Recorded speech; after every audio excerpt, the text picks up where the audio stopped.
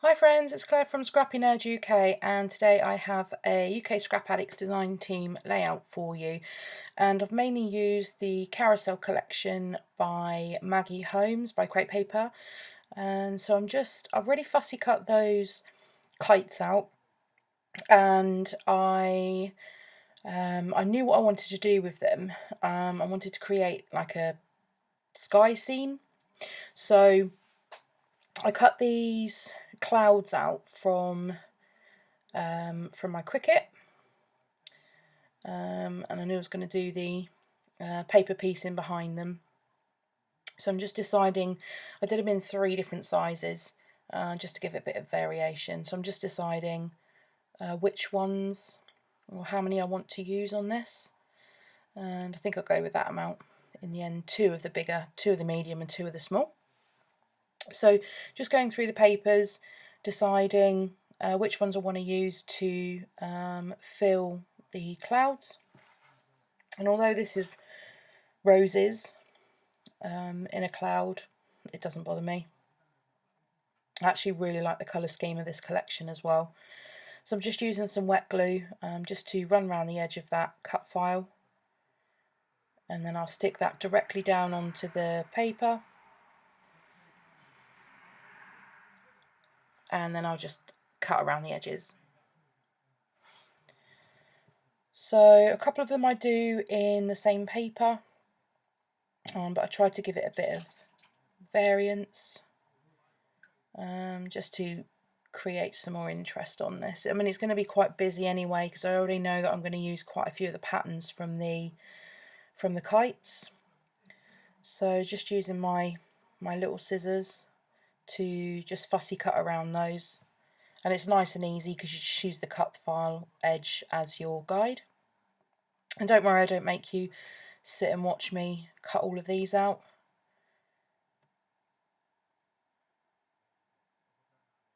And there we go, just cutting around.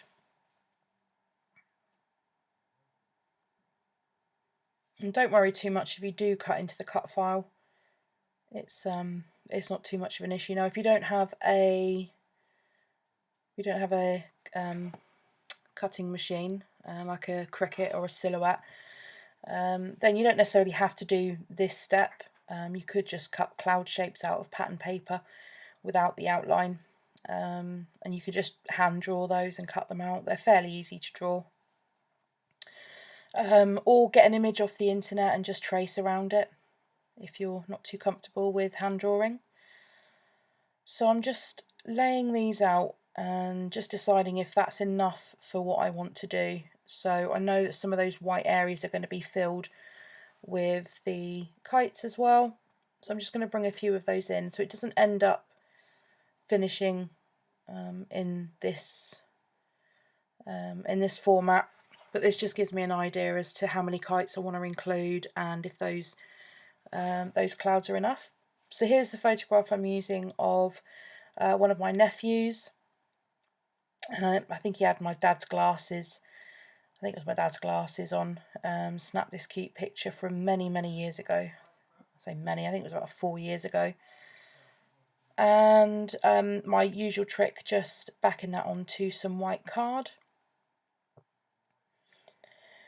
And I just want a thin strip around the white. And I was just going to go with that, but the white on white just doesn't stand out enough, so you'll see it'll come in with another pattern paper in just a second. So going back to the papers, and I'm just using this paper here to create part of my title, so this word happy, and so I'm just going to fussy cut around that. And I'm going to use the freckled fawn alphas from the kit to finish off the rest of the title. So that's another thing that you can try if you haven't done before, mix and matching alphas. It does help to give it a different look than what you may be used to before. So again, just messing around with those clouds. Here we go. I decided I wasn't happy with the photograph straight on the background, so I'm just bringing in this paper. This was another Maggie Holmes one from the light kit from this month's, or this bi-monthly light kit. And I'm just going to tear that bottom edge just to create a bit of an interest, and that will help to have something to sort of ground the word happy on. So again, yep, just coming back in, and I'm leaving as much of my process in to this video as possible, because then you can see how many times it sort of evolves and adapts and moves until it actually finishes on the final layout. So I decided that I wanted to bring some of those clouds down to level and just below the photo, and have the sort of photo in the middle of it all. So I've stuck all of those down. Some of them I have put some foam behind just to create some different height and shadowing behind some of them. And I'm just bringing those kites in again. You'll notice the kites that I've got on there at the moment, they sort of swap and change, and they I think I had one extra one in as well. So again, some of them I've stuck down flat, a couple of them I've popped up on some of the foam dots that we got in this month's main kit, and I'm just gluing those tails down with a bit of wet glue. And yeah, just popping one of these tails up on a foam dot again, just to give it some shadowing and some height, and you can really see the shadowing on that one as well. And yeah, just bringing in, as I said, it doesn't end with how it looks at the moment. I do bring some kites. I think I ended up with 5 kites in the end, and I've still got quite a few more left because I cut the whole sheet out. So I've got a few more left for another layout. And then I'm just going to stick this happy down with some wet glue so it lays flat on there. So that's the first part of my title. So my title is going to be Happy Little Man. My nephews tend to be called Little Man when they were babies. So as I said, I'm just mixing in these alphas, and although it's quite difficult to see the words little man on the camera, actually when you see it in its true form, you can quite easily make out what it says. And I do like the white on white effect, and I'll give you a bit of a close-up now as well. Anyway, there we go, Happy Little Man. And then I'm just pulling in these freckled fawn chipboard from the light kit, and there was this sun in there, and I thought it was apt in terms of making a sky scene. So I brought that chipboard piece in as well, because the yellow there's yellow in the collection as well. And then just going through the ephemera pieces from the kit.